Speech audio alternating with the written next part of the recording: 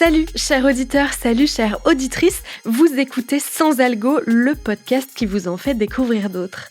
Ici Mathilde Mélin, journaliste spécialiste des podcasts, après le bilan de 2023, cap sur 2024, avec un petit panorama des podcasts qui vont sortir cette année. Après avoir reçu beaucoup de pitch et même écouté quelques nouveautés, j'ai sélectionné quelques podcasts qui me font très envie et qui, j'en suis sûre, devraient vous intéresser aussi. On commence avec un mois de janvier bien rempli puisque depuis le 1er janvier, la radio FIP a mis en ligne les premiers épisodes de La Disco Mobile, son tout premier podcast pour enfants. À chaque épisode, une voiture qui remonte le temps explore l'univers musical d'un ou d'une artiste avec un ton adapté aux 7 ans et plus. Ça va de Beyoncé à David Bowie en passant par Aretha Franklin ou Bob Marley.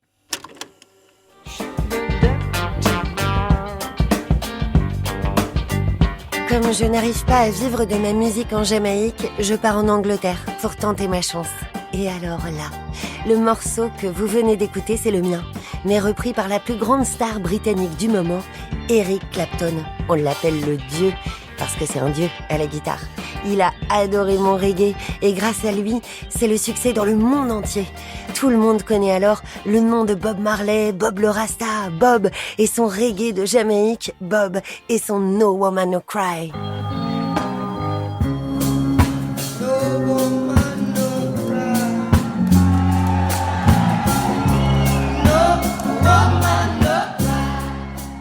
Les premiers épisodes de La Disco Mobile sont déjà disponibles sur le site et l'application Radio France et 5 nouveaux épisodes sortiront à chaque vacances scolaires. Depuis le 1er janvier aussi, Bababam diffuse une nouvelle saison d'Homicide, son podcast sur les crimes familiaux, qui devrait cartonner puisqu'elle parle du plus grand cold case français, l'affaire Grégory Villemain, du nom de ce petit garçon retrouvé mort dans une rivière des Vosges en 1984. L'affaire est tellement exceptionnelle et pleine de rebondissements que Caroline Nogueras va le raconter non pas en 4, mais en 8 épisodes qu'on imagine plutôt empathiques avec les parents de la victime, puisque leur avocate, maître Marie-Christine Chastan-Morand, commentera le récit, ainsi que le journaliste Thibaut Solano, auteur d'un livre sur l'affaire, et son confrère Jacques Expert, qui a couvert les faits depuis le début. Ce n'est pas un fait divers, c'est le fait divers. Un infanticide irrésolu depuis près de 40 ans. Un cold case qui a connu des décennies de rebondissements et de fausses pistes. Des centaines de personnes ont été interrogées. Les juges se sont succédés. Très vite, le soupçon s'est répandu dans tout le village de l'Épanche-sur-Vologne comme un poison. Très vite, l'enquête a patiné. Alors, les journalistes ont remué de vieilles histoires et confondu rumeurs et vérité. L'affaire que je vais vous raconter nous plonge dans une France qui n'existe plus. Une époque lointaine où l'ADN était un mystère, où policiers et gendarmes n'étaient pas amis.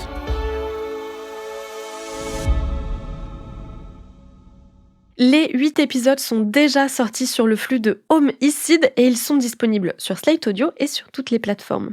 Et côté affaires criminelles, je me réjouis que France Culture sorte 5 nouveaux épisodes de la série Estelle disparue, l'enquête du journaliste Michel Pomarède sur la disparition d'Estelle Mouzin. Le podcast avait été diffusé en 2017 et il va donc connaître un épilogue suite au procès de Monique Olivier, l'ex-épouse de Michel Fourniret, le serial killer qui aurait kidnappé puis tué la fillette en janvier 2003. Si vous ne connaissez pas ce podcast, je vous le conseille, il traite de cette affaire avec une grande délicatesse. Ça s'appelle Estelle disparue et c'est disponible sur le site et l'application Radio France. Du côté des nouvelles saisons de podcasts diffusées en janvier, je suis sûre d'écouter la saison 2 de Ma vie face au cancer de Samuel Aslanov et Clémentine Vergniaud pour France Info. Après avoir raconté le début de son cancer dans la première saison, la journaliste y parle cette fois de ce qu'il s'est passé après la diffusion du podcast. Malheureusement, depuis l'enregistrement, Clémentine Vergniaud est décédée. C'est donc avec le cœur lourd qu'on écoutera la deuxième saison de Ma vie face au cancer, qui devrait compter 6 épisodes et sortir fin janvier. C'est à peu près à la même période que sortira la nouvelle saison d'Injustice, le podcast d'enquête de Louis Média qui s'appellera Ma Tonkinoise. On y découvrira la quête de la journaliste Anaë Bosser qui a réalisé, au moment de la mort de sa grand-mère vietnamienne, qu'on ne lui avait presque rien transmis de sa culture et de son histoire familiale au Vietnam. Dans cette nouvelle série, en 4 épisodes, elle essaiera de comprendre comment, en 2 générations à peine, sa famille a complètement perdu sa culture d'origine et surtout pourquoi l'intégration, je mets des guillemets à la française, demande aux nouveaux arrivants d'occulter le plus possible leur identité d'origine. Ça a l'air passionnant, ça commence le 25 janvier et il y aura 4 épisodes. En janvier, toujours 3 autres nouveautés me font très envie.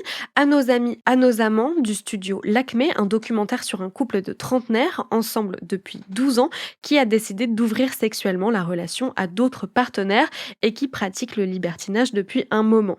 Ils nous racontent leur vie sexuelle pas banale dans ce documentaire à 2 voix. C'est un hebdo diffusé à partir de la fin du mois. Autour de la thématique du sexe, il y aura aussi Laetitia et Lucille présentent le sexe, produit par TDA Prod, un hebdomadaire incarné par Laetitia Reboulot, ancienne chroniqueuse de Hotline sur Spotify, et Lucille Bélan, ancienne voix des podcasts de Slate, comme première et dernière fois où c'est compliqué. Le format changera d'une semaine sur l'autre, entre des conversations à 2, des interviews ou des témoignages, et les sujets s'annoncent variés, puisque les premiers épisodes parleront aussi bien des vidéos érotico-gênantes d'hommes qui cuisinent de façon lascive sur TikTok que du vaginisme ou des légendes urbaines du sexe. Il y a un nombre incalculable de rumeurs qui n'ont jamais été prouvées par la moindre étude scientifique sur les bienfaits du sperme. Apparemment, ça aiderait à la fertilité, ça aiderait à perdre du poids parce que c'est riche en protéines, ça soignerait le cancer, ça soignerait le Covid, ça c'est très récent, c'est sorti en 2021, ou en 2020, c'était l'influenceuse Tracy Kiss qui buvait des smoothies au sperme tous les jours et qui disait que c'était pour ça qu'elle n'avait pas besoin de se faire vacciner.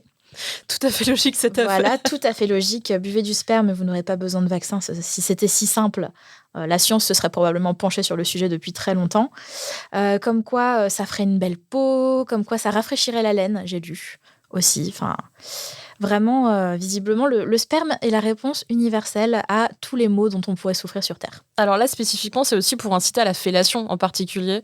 Allez-y franchement, prenez-vous des seaux de sperme sur le visage et dans la gorge a priori. Vous allez voir, ça va vous faire vraiment, vous allez être en meilleure santé, plus belle, vivre plus longtemps. Le lancement est prévu mi-janvier, à peu près en même temps que le 3e podcast que j'attends de pied ferme, celui de Yann Plantier et Julie Doniol-Valcroze, qui s'appellera Le Cri. Une fiction autour d'un ingé-son qui mène l'enquête à propos d'un cri qu'il est le seul à entendre toutes les nuits dans la campagne. Le teaser fait très envie. Un cri comment? Un cri comment? Tu cherches quoi en fait? 2h53 du matin, on entre dans la Sainte. Tu vas pas un petit peu trop loin, là? Appelle les flics, d'accord? Putain, mais ça te regarde pas!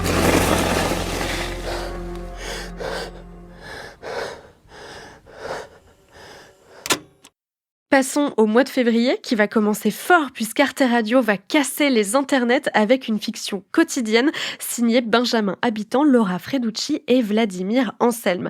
Fiction qu'on m'a présentée comme, je cite, la jumelle maléfique de Plus belle la vie ou une version française à la sauce rond-point des Simpsons.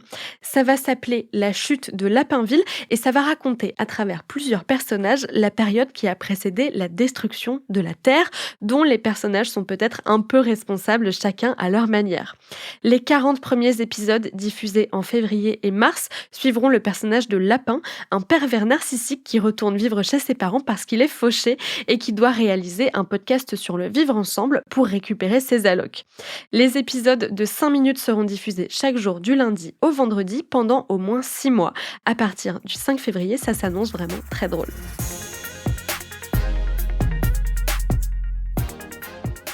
En février, toujours une autre fiction indépendante, celle-ci signée Jacob Durand. Ce sera dans la lignée de son premier podcast « On ne court pas au bord du bassin » que j'avais sélectionné dans mes podcasts préférés de 2022. Souvenez-vous, ça ressemblait à ça.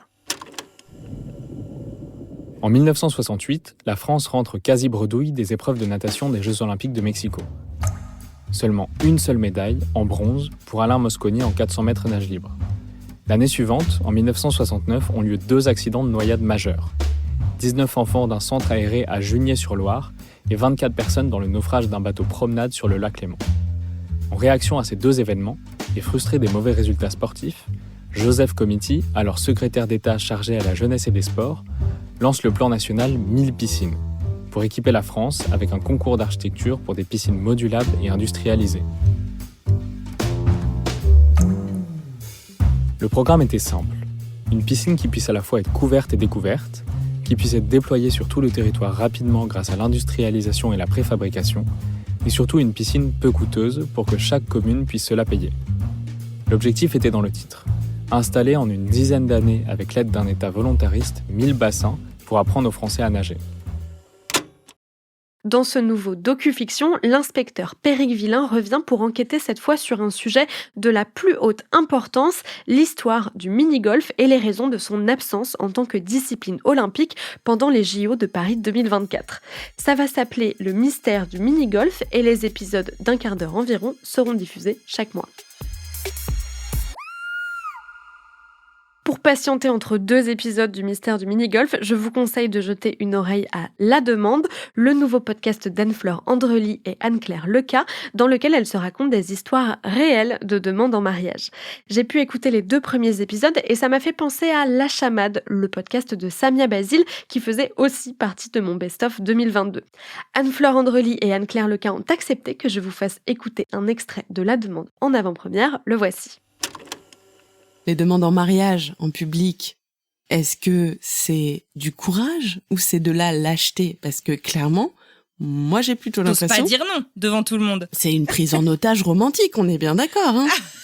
Non mais moi je veux l'avis du peuple, clair. Parce que j'ai l'impression qu'il y a une histoire commune qui est que c'est hyper grandiose de faire ça en public et tout, mais... J'ai un peu l'impression qu'on me vole mes émotions, tu vois, parce que quand quelqu'un te regarde, bah t'oses pas morver, autant pleurer, autant à chaudes larmes que quand que quand t'es dans l'intimité, quoi. Non, mais c'est complètement vrai. Il y a un côté un peu magique parce que les Américains rentrent quand même généralement dans la magie du truc, mais on est d'accord, s'il y a un malaise dans le couple avant de faire la demande, c'est quand même bien emmerdant. Mais les gens, le public en tout cas, généralement ici est toujours hyper soutenant. On applaudit, on crie, on encourage et tout. Enfin, tu vois. Et les gens prennent plein de photos. Enfin, le nombre de vidéos que t'as virales sur Insta et sur TikTok de demandes en mariage à Disney. Je ne juge pas, mais mon amour, si tu m'écoutes, ne fais pas ça. Mais ouais, c'est pas évident. Mais on peut vous poser la question aux gens qui nous écoutent sur Spotify. On pourra poser la question pour ou contre la demande en public. La Demande sera diffusée à partir du 14 février, jour de la Saint-Valentin. Toujours en février, j'ai hâte d'écouter la nouvelle saison des contes des 1001 sciences de France Culture, incarnée par le mathématicien Cédric Villani. Après avoir raconté les équations dans la première saison, il va cette fois nous parler de l'histoire des télécommunications avec, je n'en doute pas, un prisme scientifique assumé. En mars maintenant, 2 nouvelles saisons qui ont l'air cool. Le journal intime d'Edith Piaf du côté de France Musique avec la Queen Josiane Balasco dans le rôle de la môme et une série consacrée au Dr Petiot, le serial killer parisien pendant la Seconde Guerre mondiale, dans les archives du crime, le podcast de Lina qui raconte les affaires criminelles à partir d'archives audiovisuelles.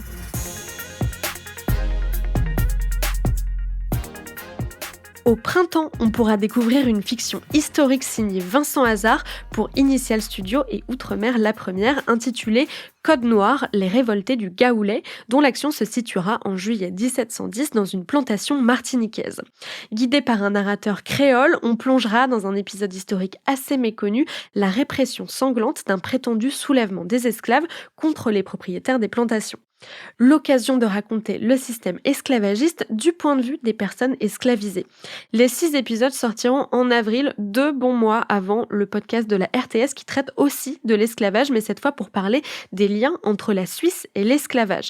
Ce sera la nouvelle saison du podcast La face cachée de la Suisse qui démontrera que même si la Suisse n'a pas eu de colonie, elle a été une pierre angulaire de la traite des Noirs dans plusieurs endroits du monde.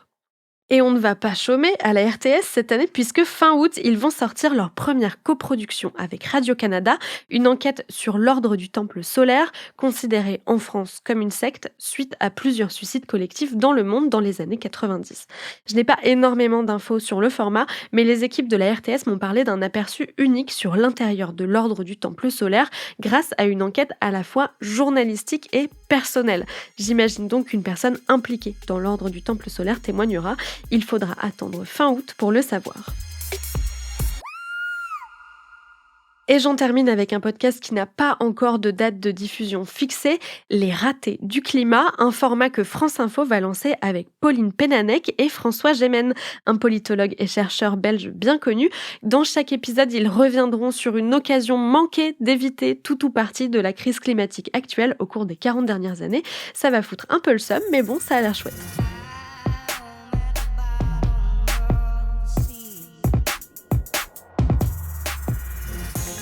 Merci d'avoir écouté cet épisode de Sans Algo. J'espère que cette sélection vous a mis l'eau à la bouche pour 2024.